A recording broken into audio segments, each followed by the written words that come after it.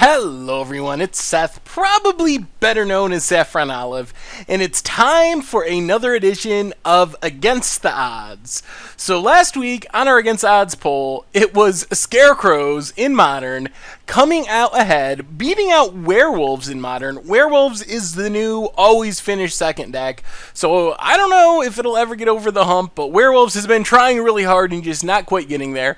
Anyway, this week, we are playing some Scarecrows in Modern, hoping to frighten some birds and maybe reap a few wins if we get lucky.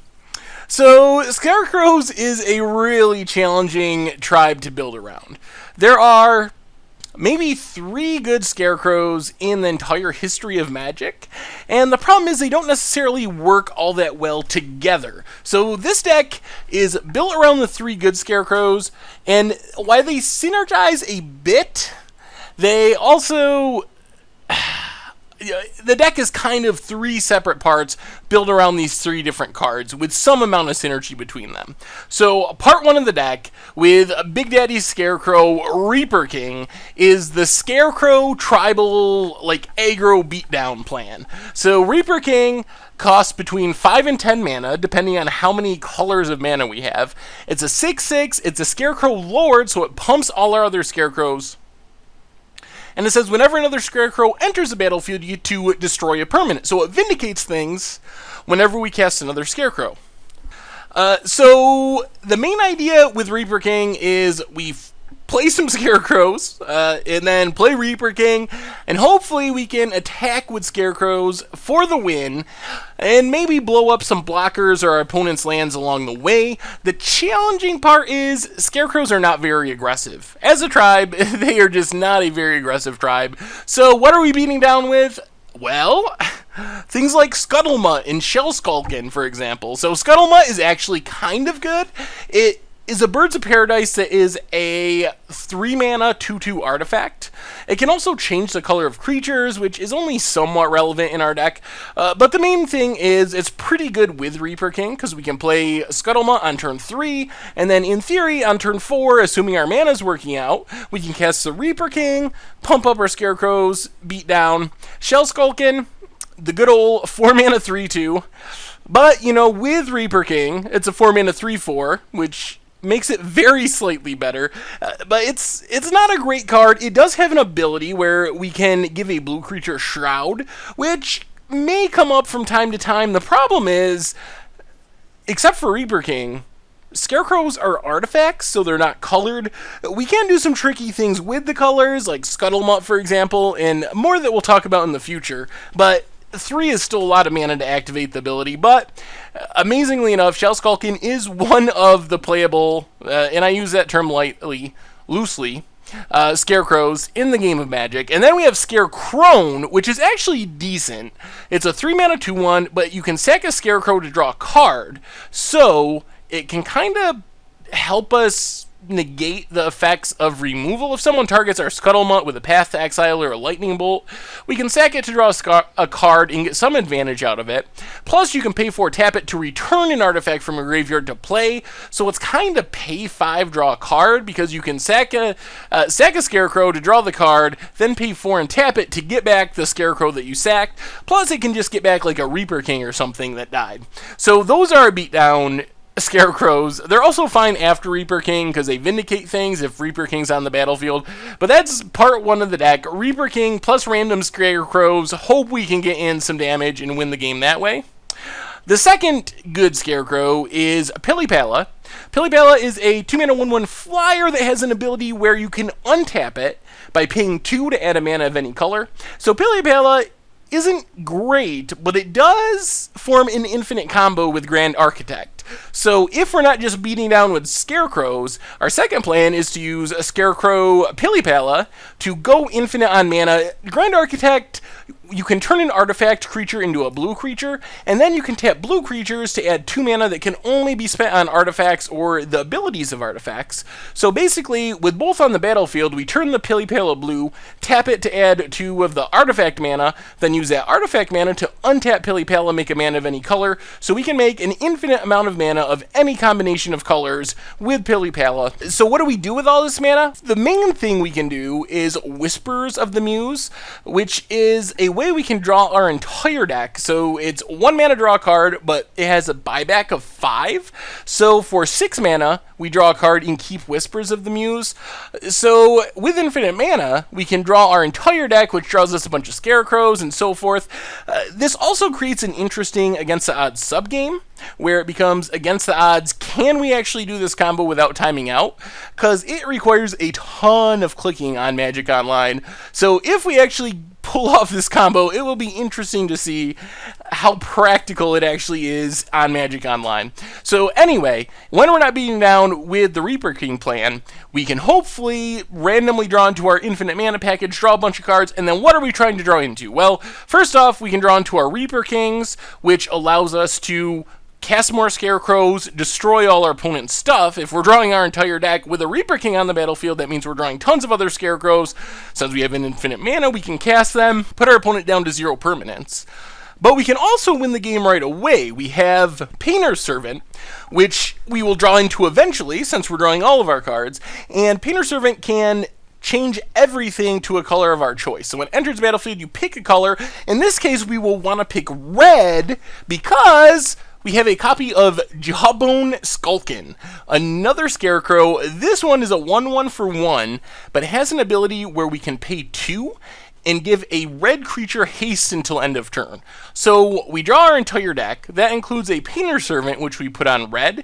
Then we play the Jawbone Skulkin, and with our infinite mana, we give all of our creatures, since they are red now, haste and beat down and win the game right away. If our opponent has blockers or ensnaring bridge or something to ruin our plans, we can just vindicate them with our Reaper King. So that is kind of the second way. We don't have tutors or anything to really make sure we have the combo. We're not built around this combo per se. It's just kind of slotted into the deck because Pili-Pala is a Scarecrow, and the way to make it good is using this infinite combo package. We also have a few ways to kind of put things together. Silence is mostly there in case we draw the combo to protect it. Both Grand Architect and Pili-Pala are pretty fragile, so we can silence, our opponent can't lightning bolt us or whatever, and we're free to use our Reaper King and infinite mana to vindicate away their board. Certain Visions just helps us find what we need, whether it's a Skulkin or a Reaper King or a Pili-Pala, whatever, helps us smooth out our draws a little bit. Then we also have a single Vidalcan Shackles, which our deck is playing a ton of islands. We can use Grand Architect to cast it because we can make that artifact mana. So it seemed like a natural card to slot into the deck. Just a one of, but maybe it can steal our opponent's Tarmogoyf for whatever. Help slow down the game a little bit. Mana base wise, we have 8 fetch lands, all of them blue, and then we have 1 of each blue shock land. So this is so we can get the 5 colors of mana to cast Reaper King for 5 instead of paying a ton. Speaking of Reaper King though, Grand Architect does work with it because we can use that artifact mana to cast it. So it does help a little bit if we don't have all 5 colors of mana. Maybe we have 3 colors, we can tap a Grand Architect and something else and generate the colorless mana that way. And then Cavern of Souls to help us beat counter spells also fixes our mana for the Reaper King. And Glimmer Void also for the Reaper King. We have a lot of artifacts, a little risky because we're not like Affinity where we got Mox Opals and Cranial Plating sitting around. So there's definitely a possibility we could get blown out if we have a Scuttlemutt as our only artifact and our opponent kills it. We'd have to sack the Glimmer Void. But it's another way we can cast our Reaper King. And that's one of the weird things about the deck. We are a 5-color deck thanks to Reaper King and wanting to cast it on turn 5 or even turn 4 with Scuttlemutt. But other than Reaper King, we are essentially a mono blue deck. That is until we get to the sideboard. So the sideboard is built around Painter's Servant. So the third good Scarecrow is Painter's Servant, and we already talked about Painter's Servant in regards to how it works with our haste combo by turning everything red to let all our creatures attack right away. Well, the other thing we can do with our Painter's Servant is put it on a different color, and then we get all these crazy efficient sideboard cards that only impact a certain color or two colors, but thanks to Painter's Servant, we can make everything that color and really power up these cards. So Celestial Purge exiles a red or black permanent.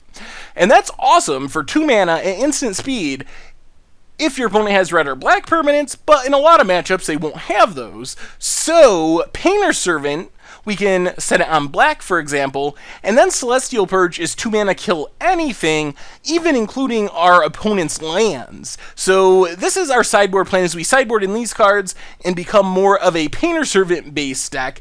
Display of Dominance does a couple of things. For one thing, it protects our creatures from removal. So for comboing off, we can use the second ability. Permanents we control can't be the target of blue or black spells. Assuming we have a Painter's Servant set on black, which is also the color we can choose for Celestial Purge, that just protects our creatures from all spells. Autumn's Veil does the same thing, except the creatures can't be countered either.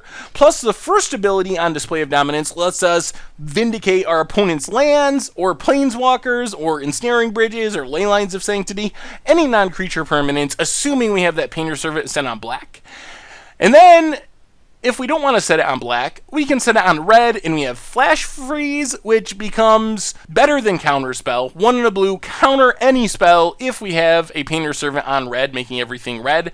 And a single Guttural Response counters a blue instant.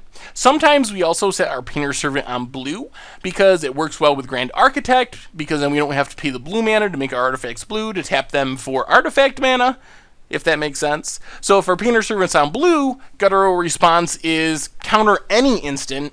But even just countering a blue instant's not bad, since it helps us push our things through counters. So that is Modern Scarecrows, 4 against the odds. As far as how good this is, I got my doubts. Scarecrows are possibly worse than Minotaurs when it comes to being a competitive tribe. The problem is so many of them are just overcosted for what they do, which is a little bit depressing. The only good news is we do have kind of some combo potential with the Pilla-Palla. Reaper King is pretty big and pretty powerful if we can play it early, especially if we have a bunch of Grand Architect mana to play it and immediately start vindicating things. So I think we could steal some games that way. And the option of sideboarding in all these really efficient removal spells and using them with our Painter's Servant is pretty nice, and will probably catch some opponents by surprise. So, I don't know. I'm going to say that just because our creatures are so underpowered for their mana cost, I'm going to say we win maybe 10% of the time. I'm expecting this to be a rough one. I'm not expecting too many wins, but I think we will win eventually. I think it will happen, and hopefully it's pretty sweet when it happens. The other thing that's a concern is if we do randomly just luck into the infinite mana combo, I'm really concerned that we won't be able to fully take advantage of it without timing out. So that'll be interesting too. It's very possible we have a game that we would win because we have infinite mana and the ability to draw our entire deck and Reaper King away every single permanent on our opponent's side of the board, but that we could run out of time because of the massive amount of clicking it's going to take to go through that process. Anyway, I hope you enjoy the videos. Thank you very much for watching, and I will talk to you soon.